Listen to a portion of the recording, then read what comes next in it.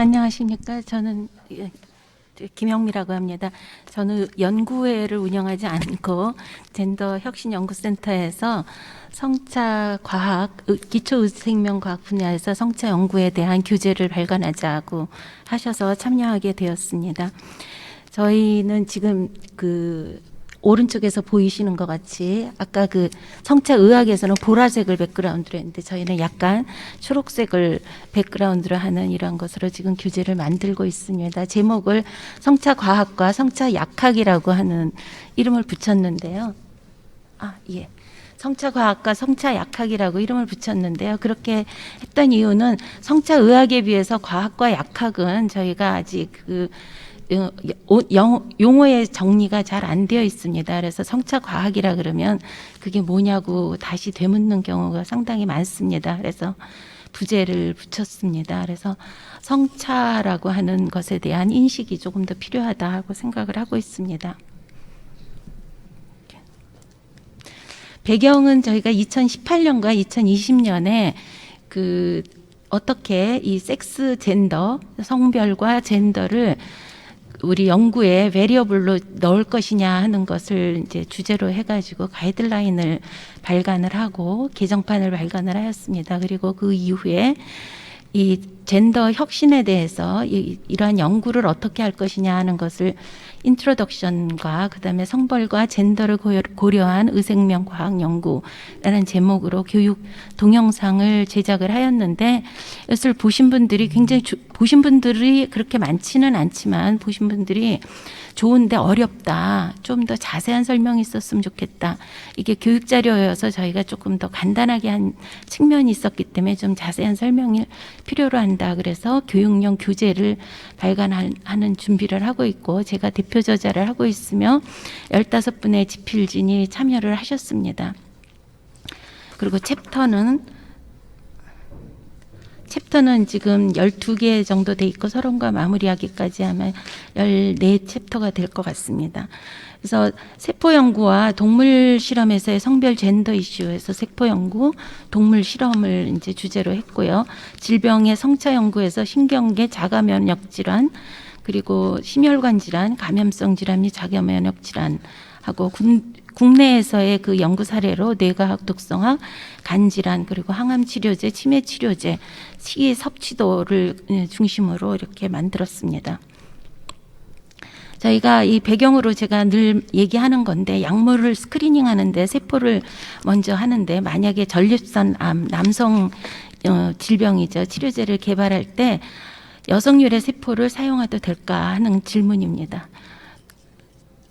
말이 안 되는 것 같지만 이런 실험을 많이 합니다. 흡연에 대한 암 발생을 연구를 할 적에 남성만 대상으로 한다 그러면 그것이 의미가 있겠느냐 하는 질문을 또 하게 됩니다. 그리고 우리가 이제 여성이 남성보다 좀 오래 산다고 하지만 여성이 훨씬 더 많은 만성질환에 시달리고 있다. 게다가 최근에 이제 있었던 코비드 19의 감염률이 여성이 남성보다 조금 높습니다. 그런데 사망률과 중증도는 남성이 훨씬 높습니다. 이 이유가 무엇일까? 그리고 백신을 접종을 한 다음에 어떤 부작용이 있다는 얘기가 많은데 면역 반응이 남성이 여성애보다 적게 나타나고 여성이 훨씬 더 많이 나타나는 이러한 사실에 대해서 얼마나 인지를 하고 있는가, 그것에 대해서 대비하고 있는가, 이러한 질문을 하게 됩니다. 그 이유를 또 무엇인가 하고 저희는 연구를 해야만 하는 그런 입장이 되겠습니다. 이런 답을 찾는 것은 굉장히 어렵습니다. 그리고 생물학적인 성별과 젠더, 그리고 이 둘 사이의 상호작용, 질병 발병의 위험도, 의료적 치료에 대한 반응도, 임상의학적 특성, 심지어 누가 더 자주 병원에 가느냐 하는 그런 행동적 특성까지 다양한 요소가 영향을 주고 있습니다. 우리는 의생명 과학자가 연구를 시작할 때 이러한 성별과 젠더라는 용어를 바르게 이해하고 중요한 생물학적 변수로 인식하는 것이 우선 중요하다. 그래서 이러한 과학자들에게 먼저 인식을 확산하는 것을 저희가 목표로 삼고 있습니다. 이것이 잘 된다 그러면 우리 모든 사람을 위한 여성만을 위한 것이 아니라 젠더 혁신이 마치 여성 해방 같은 그런 인식을 하고 있는데 그것이 아니고 남성과 여성, 양성 모든 사람들을 위한 건강과 복지에 도움이 될 것이다. 그리고 좋은 변화를 일으킬 것이다 하고 생각합니다. 우선 성별과 젠더의 올바른 이해와 사용을 저희는 계속 주장을 하고 있습니다. 성별이라고 하는 것은 생물학적 정의입니다. 우선 그 유전체에 의해서 XX라고 하는 유전체가 있을 때 여성이라고 우리는 분류를 하게 되고 그로 인해서 성호르몬이 있고 유전자 발현 패턴이 다르게 됩니다.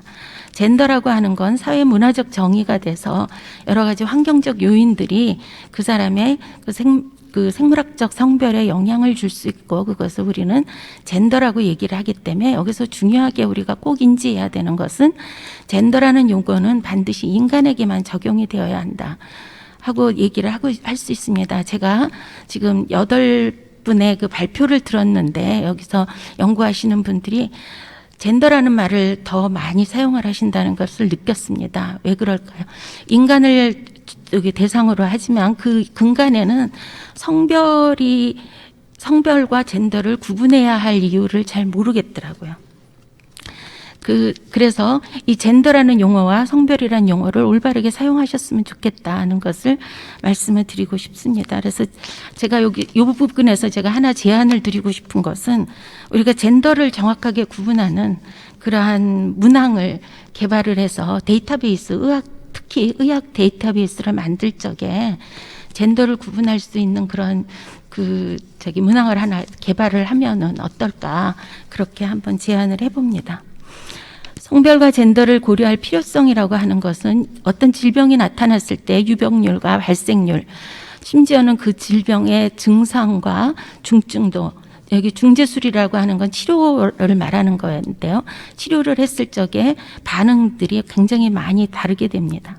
그리고 여성에서의 부작용이 많이 나타나서 신약이 개발이 되는데 신약 개발할 때 몇백억이 투여가 되는데도 불구하고 마지막 임상 단계에서 이제 그 회수가 된 약이 10개가 있는데 그것이 그중에 8개가 여성에 대한 부작용 때문에 회수가 되었습니다. 이 말은 여성에 대한 부작용에 대해 고려하지 않았다는 얘기죠. 그리고 연구에 사용하는 실험 동물이나 심지어 세포의 성별에 대한 인식이 많이 부족하다. 많은 연구들이 있습니다. 그래서 우리 메타볼로믹스라 그래서 오믹스 시대에 여러 연구를 해봤더니 여성과 남성에서 그 대사체의 농도가 총 131개를 측정을 했더니 102개가 다르더라. 굉장히 많이 다른 겁니다. 그래서 진 베리언트라고 해서 유전자 변이가 있어서 그렇다고 해서 현저한 성별 차이가 있었다 하고 얘기를 합니다. 그리고 아까 잠깐 남성의 골다공증 얘기를 하신 분이 있으셨는데요. 이게 아주 대표적인 예입니다. 기존 치료에서 어떤 질병은 남성 질환이고 어떤 질병은 여성 질환이라고 했을 적에 여성이 그 질환을 가지고 오면은 치료가 잘 안 되고 남성이 또 여성의 많은 질환을 가지고 왔을 때 치료가 안 되고 오진하고 하는 경우가 굉장히 많이 있습니다. 이런 것들을 우리가 불식시켜야만 한다 하는 것입니다. 그 이유가 무엇이냐면 성호르몬과 성염색체의 차이가 있는 것이 많이 되어 있고요. 이것은 바로 보다 나은 의생명과학 연구를 위한 시작이다 이렇게 얘기를 하고 있습니다. 그리고 우리의 미래는 맞춤의학 퍼스널라이즈드 메디슨이라고 하는 것을 목표로 하고 있는데 맞춤의학으로 가는 그 시대로의 전환을 하기 위한 어쩌면 중간 가교 역할을 할 수 있을 것이라고 생각을 합니다. 모든 세포에는 성별이 있다. 이거는 지난번 심포지움 때도 이 말씀을 드렸더니 성차의학을 연구하시는 분이 깜짝 놀라시면서 세포에 진짜 성별이 있죠. 이렇게 얘기하시는 걸 보고 제가 더 놀랐습니다. 이거 어떻게 세포에 성별이 있다는 것을 까먹을 수가 있을까, 있을 수 있을까 하는 건데요. 그 AJP라고 아메리칸 저널 오브 피지올로지라고 하는 유명한 저널입니다. 여기에서 가장 먼저 젠더 이노베이션을 도입을 하기 시작을 했었는데요. 여기에서 출판된 논문 중에서 2013년에 100편을 조사를 해보니까 여성 남성을 표기한 게 25% 정도가 되었는데 2018년에는 한 3% 정도가 그 표기를 해서 많이 늘었는데 그래도 과반수가 아직도 이 표기를 하지 않고 있다는 것을 보여주고 있습니다. 더 깊이 들어가 보면 성별에 따라서 다른 특징을 보이는 세포들이 많이 있습니다. 저희가 이 교재에 줄기세포, 면역세포, 미세 악교세포, 마이크로글리아라고 하는 신경세포입니다. 그 예를 지금 이제 보여드리고 있습니다. 그 중에서 왼쪽에 보이시는 그 빨간색으로 염색한 거는 줄기세포를 여성 줄기세포를 이식을 했을 적에 잘 분화된 것을 보여주는 디스트로핀이라고 하는 단백질로 염색을 한 것입니다. 근데 XY 줄기세포를 했을 적에는 분화가 잘 안 되고 저렇게 뭉쳐 있는 것을 보여줍니다. 이것을 재생인덱스라고 하는 것을 해서 줄기세포라고 하는 도너와 마우스를 성별로 같은 성별로 했을 때 아니면은 다른 성별로 했을 적에 그 차이를 보면 여성 줄기세포가 훨씬 재생인덱스가 높은 것을 알 수가 있고, 그것이 여성이 여성한테 갔을 때 좋고 여성이 남성한테 갔을 적에 별로 반 정도밖에 안 되죠. 반대로 줄기세포가 남성일 적에는 여성 세포보다도 더 반 정도로 줄어들어 있는 것을 볼 수 있습니다. 이렇게 여성과 남성의 줄기세포의 차이가 있는데 우리나라 줄기세포를 연구하는 그 몇백억짜리 그 세포 연구단에서조차도 이러한 성별의 차이가 있다는 것을 인지하지 못하고 아직 연구에 참여하지 않고 있다 하는 것을 알게 되었습니다. 그래서 이런 거를 좀 홍보를 해서 반드시 연구를 하도록 그렇게 해야 되겠다 하는 생각을 하고 있습니다.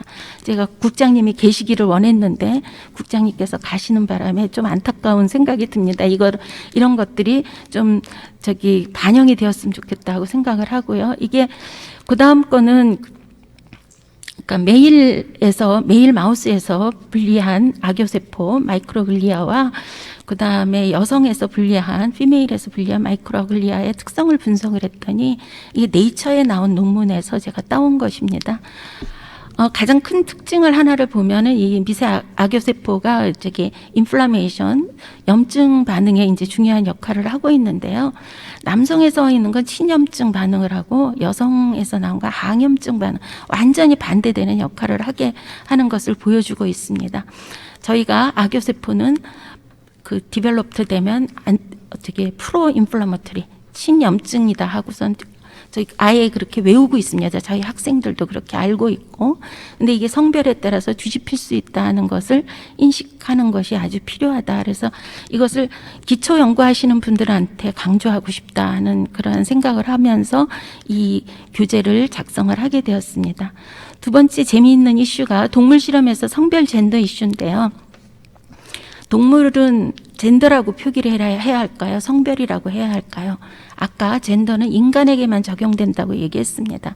동물 실험에서는 섹스 디퍼런스라고 하는 것이 정확한 표현이 될 것입니다. 그런데도 불구하고 로던트 스터디를 가지고 저희가 펌메드에서 이건 제가 검색을 해본 것입니다. 연도별로 쭉 보면은 표기도 안 하다가 이제 나중에 2000년도에 들어가면서 쭉 증가를 하고 있죠. 굉장히 좋습니다. 이렇게 표기를 하게 되면서 그것을 인지하고 있다는 건 굉장히 좋은데 젠더라고 표시하는 게 더 많습니다. 동물 실험을 하면서 젠더 디퍼런스라고 얘기하는 것이 옳은 표기 방법이냐. 이게 과학자들이 수백 편의 논문을 발표를 하면서 그렇게 하고 있다는 것은 어떻게 보면은 우리 젠더 혁신을 연구하는 사람들이 좀 더 잘 이 분들을 교육시켜야겠다 하는 그러한 생각을 하고 이 교재가 그것으로 아마 조그만 역할을 할 수 있으면 좋겠다 하고 희망하고 있습니다. 동물 실험에서 성별의 왜곡이라고 하는 제목을 우리 국가 마우스 센터를 운영하시는 성재경 교수님께서 이런 말을 쓰면 줘서 제가 되게 아주 좋다고 생각해서 가지고 왔습니다. 우리 질병 중에서 여성 비율이 굉장히 많은, 심지어 80%가 넘는 갑상선 질환은 여성한테 굉장히 많습니다. 타이로이디티스라고 되어 있는 그 중간쯤에 있는 80%가 넘는 그 갑상선 질환에서 예를 보면은 휴먼 디지즈에서 80%가 여성인데도 불구하고 남성을 사용하는 그러니까 메일 마우스를 가지고 이 연구를 하는 것이 50%가 넘는다는 것입니다. 그래서 아직도 매일 마우스를 사용하는 그러한 것이 여성 질환인데도 불구하고 그렇게 하고 있으면서 그러면 이게 오류가 있지 않겠느냐 하는 것에 대해서 우리가 생각을 해봐야 된다는 것이고요. 우리가 마우스를 만들면은 마우스 가지고 이제 연구를 할 적에 바이오 하는 사람들이 가장 많이 하는 게 진을 낙아웃시키는 겁니다. 유전자를 없애가지고 어떻게 표현이 되는가 하는 걸 보는데, 그렇게 해서 남성하고 여성이 어떤 차이가 있느냐 이렇게 봤을 때 뮤테이션 시키지 않은 것일 경우에 남자가 많은 거, 여자가 많은 거 이런 게 3.7%, 6.2% 이렇게 보여주는데, 뮤턴트 마우스에서 2배 정도씩 더 많이 나타나는 것을 보고 유전자의 펑션, 기능에서도 남녀 차이가 분명히 있다. 낙아웃을 했을 적에 그 기능을 볼 때도 우리가 젠더를 봐야 한다는 것을 극단적으로 보여주고 있습니다. 그래서 저희가 이런 연구를 할 적에 연구 경로를 보여주는 플로우 차트를 한번 만들어 봤습니다. 그래서 결국에는 성호르몬 때문이냐 아니면 유전자 때문이냐, 그 이전에 다른 무엇 때문이냐 하는 것들을 차례 검증해가는 그런 과정이 필요할 것이다. 다 아니오였을 땐 당신이 한 실험이 기술적인 결함이 있습니다 하는 결론이 나온다 하는 것을 보여주고 있습니다. 질병의 성차 연구의 예시로 하나로 신경계 질환을 가져와 봤습니다. 여기서 뇌전증이라고 하는 거, 우리 간질이라고 알고 있는 숙발성 간질이라고 하는 게 여자가 남자보다 많고 2차성 전신발작은 남자가 여자보다 많다고 되어 있습니다. 남성 발병률이 높은 것이 루게릭병이라고 하는 거, 그 다음에 자폐 스펙트럼 같은 건 남성에 많고요. 뇌졸중도 남성에 많습니다. 하지만 여성에서는 치매가 많이 나타나고 파킨슨이 더 많이 나타납니다. 이런 통계 자료는 있는데 왜 그런지에 대해서 아직 답이 없습니다. 우리는 이 왜 그런지를 알아내는 그러한 연구를 해야 되고, 이것을 하기 위해서 성차의학이 굉장히 중요한 첫 번째 발걸음이 될 것입니다. 성차의학을 통해서 그 차이를 알게 되면 그 다음에 우리가 그 이유를 찾아가는 과정이 되겠죠. 자가 면역 질환의 성차 요인을 분석한 걸 잠깐 가져와 봤습니다. 그래서 성호르몬과 임신, 성염색체, 환경적 요인이 있고, 여기서 특별하게 한 건 스트레스라고 하는 건데요. 자가 면역 질환은 여성이 훨씬 더 많이 나타납니다. 그러는데 이게 그 호르몬, 스트레스 호르몬인 콜티졸이라는 것을 분석을 해보니까 남자는 많이 나오는데 여자는 안 나온답니다. 그래서 여성이 대처 능력이 떨어지는 것이다 하는 것을 이제 찾아내게 되었고, 그것이 한 이유가 될 수 있다 이렇게 얘기를 하고 있습니다. 감염병이라든지 아까 백신 했을 적에 여성이 많았는데 그것도 성호르몬과 염색체, 그 다음에 기타, 여기선 또 기타가 굉장히 재미있습니다. 노출한 건강행동이고 병원을 자주 가느냐 안 가느냐, 의료 접근성, 이런 것들, 문화적인 차이, 젠더 차이가 또 이러한 감수성과 위험도의 성별 차이를 보여주고 있습니다. 일생 동안 성별과 젠더 간의 상호작용은 우리가 성별로 인해서 성인이 되고, 그 다음에 폐경이라고 하는 아주 중요한 것을 여성이 겪게 되면서 환자로 가느냐 마느냐 하는 것도 결정이 되는데요. 거기에 젠더라고 하는 그 환경적 요인이 후성적, 저희는 이제 유전자를 보게 되면 에피제네릭 모디파이어가 작용을 해서 그 중간중간에 작동을 할 수 있다 이렇게 지금 얘기를 하고, 상호작용이 있다 얘기를 하고 있습니다. 이것을 연구에 포함하기 위해서 계획하고 연구 계획을 하고, 그 다음에 모집 및 준수 데이터 수집과 분석, 그리고 발표하는 것을 얘기를 하는데, 이렇게 글로 나오니까 저희는 재미가 없어서 이렇게 그림으로 그려봤습니다. 계획하고 연구 계획을 짜고, 그 다음에 전략을 세워야 되고, 데이터를 수집하고 분석하고 발표를 하는 것을 저희가 이제 그 프로세스로 제시를 하였습니다. 국내 젠더 혁신 연구 사례로 여러분이 아주 힘들게 연구들을 뇌과학, 독성학, 관질환, 항암 치료제 이런 것을 저희가 쭉 요약을 했습니다. 저희 책에 아주 자세히 되어 있습니다. 한번 관심을 가지고 읽어주시기 바랍니다. 그래서 마지막으로 이렇게 하게 되면 저희가 무슨 기대 효과가 있느냐 하는 것을 말씀을 드리면은, 확실한 연구 목표, 강력한 연구 방법론을 개발을 할 수가 있을 것이고 성별에 따른 진단 가이드라인, 치료 가이드라인, 성차 이해도 증가, 질병 모델을 개발할 수 있을 것이고 연구 실패를 할 가능성이 감소될 것이다. 부작용이 감소되고 고통 및 사망률이 감소할 것이다. 그래서 사회적 비용이 감소할 것이다 하고 얘기를 합니다. 제가 이 세미나를 들으면서 마지막으로 한번 말씀드리고 싶은 거는 이태원 사고의 희생자가 3분의 2가 여성이었고 3분의 1이 남성이었습니다. 그 분석은 하셨더라고요. 여성과 남성의 차이를 분석을 했는데 저는 혹시 거기에 키와 몸무게의 차이가 있지 않았을까. 제가 키가 작기 때문에 전철에 끼면은 전 죽고 싶습니다. 진짜 어떻게 다른 남자의 등이 제 얼굴에 오는 순간 숨을 쉴 수 없다는 걸 느끼거든요. 그래서 그 키와 몸무게의 차이 같은 것을 분석을 해보면 사망한 남성 중에는 혹시 체구가 작은 남성이 있지 않을까 하는 그런 생각을 해봅니다. 그래서 저희가 이걸 분석을 할 때 아까 안전 가이드라인을 주는 것도 굉장히 중요한 사회적 요소 중에 하나라 그랬는데 이럴 때 그러한 것을 반드시 사회적 요인으로 계산을 하면서 이 인문학에서도 계산을 해주셨으면 고려를 해주셨으면 좋겠다. 저희는 성별에 대한 차이를 연구하는 데 최선을 다하도록 하겠습니다. 감사합니다.